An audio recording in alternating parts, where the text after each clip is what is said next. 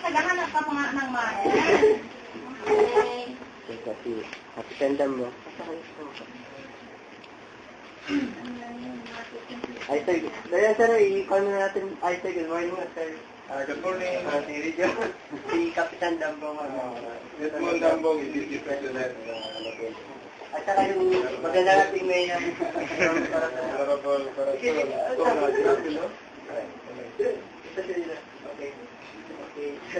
Pusa po. Morning. Salamat sa pag-asasabi pa niya ayaw ko mga contact. To interview, to know better ano po mga experiences natin din as a lawyer or our challenges or our difficulties experience natin? Marami. May pagkakaiba. Kung ordinary ka lang at sa office ka lang. Hindi ngayon, siyempre, tapos mo ang buong level. 12 barangay ito.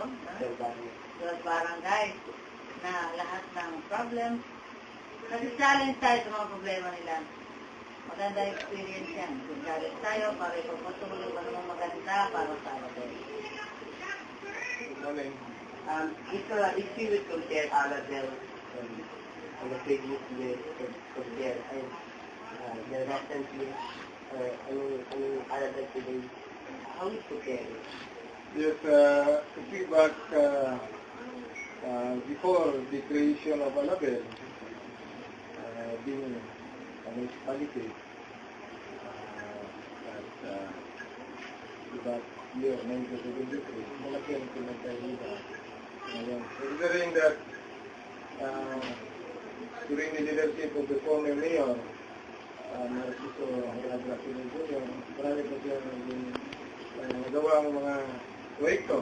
One is the construction of legal public market and the purchase of development of the municipality, the road opening, some part ng barangay.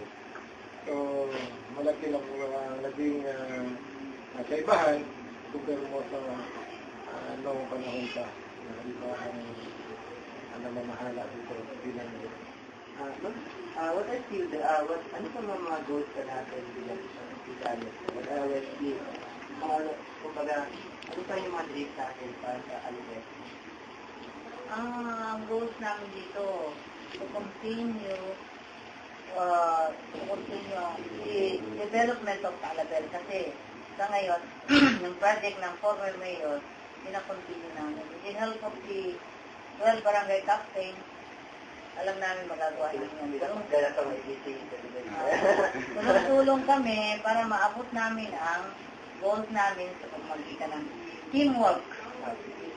Teamwork na magpatuloy ang sinasabi nilang Abante Alabel. Abante Alabel ang aming bansa.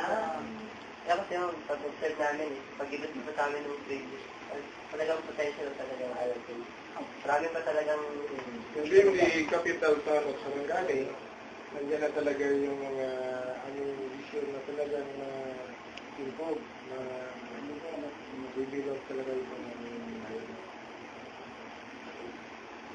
Inabati ko Professor Linda Di Mariano ng Holy Trinity sa kanyang suporta sa mga estudyante pumarito po sa amin, tanggapan ni Mayor, bilang legal president ng Liga ng mga Barangay ng Alabel.